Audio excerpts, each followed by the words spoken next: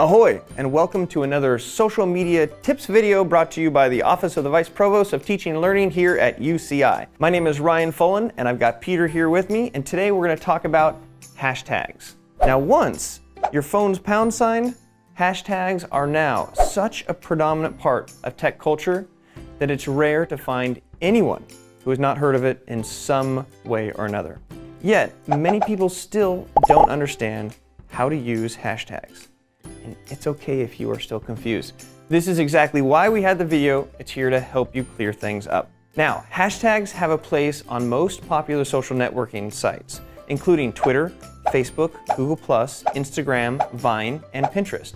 The hashtag is likely the most popular means of categorizing content on social media. It makes your own content discoverable, and it allows you to find relevant content from other people and other businesses. The hashtag also allows you to connect and engage with others on social media based on common themes or interests.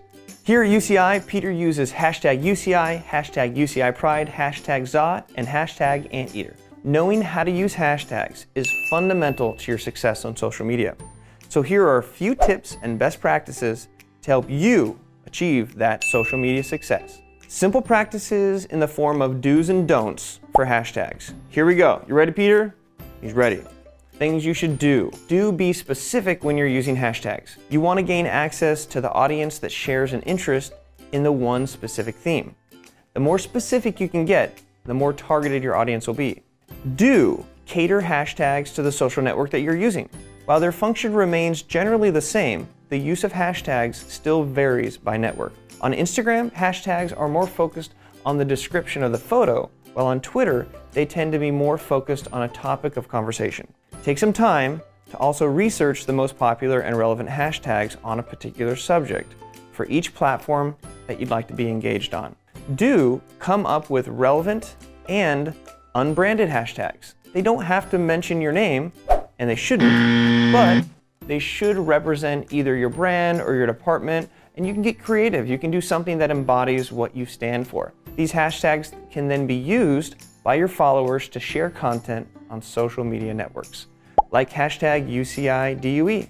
Now, don't go trying to get too long or too clever, because if it's too long, it's going to be hard and not as successful because it will make too many characters or people will misspell it. Additionally, you don't want to be too clever or offbeat. You want to make sure that people naturally go for what you're using.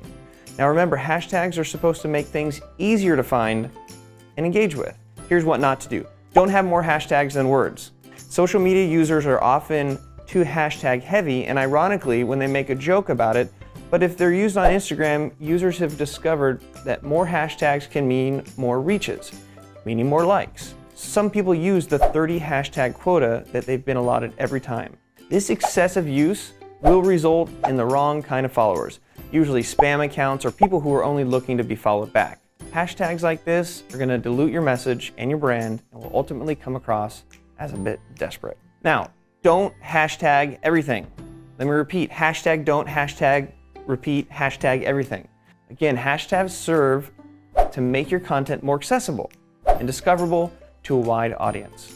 If your posts, no matter what social network, have little to do with the wider conversation that your specific hashtags present, then leave the hashtags off.